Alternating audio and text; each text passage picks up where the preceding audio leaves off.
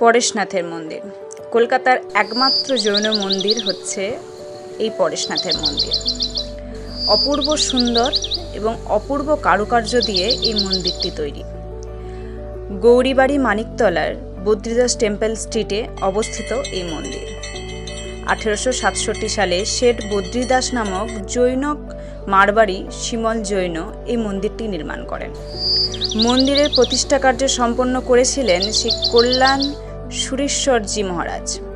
এই মন্দিরটি 4টি মন্দির নিয়ে তৈরি: শীতলনাথজি, চন্দ্রপ্রভুজি, মহাবীর স্বামী এবং দাদাবাড়িজি। আর এই মন্দিরটার মধ্যে একটি সুন্দর পুষ্করণী আছে, মানে পুকুর আছে, যেখানে মাছ এবং 2টি কচ্ছপ আপনি দেখতে পাবেন। অপূর্ব সুন্দর কাঁচ, পাথর, শ্বেতপাথর দিয়ে কারুকার্য।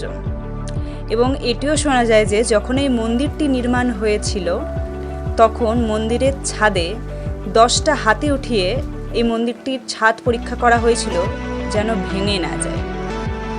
এবং এই মন্দিরটি অপূর্ব সুন্দর, খুব শান্তিপ্রিয় জায়গা। মন্দিরটি খোলা থাকে সকাল 7টা থেকে 1টা এবং বিকেল 3টে থেকে 7টা।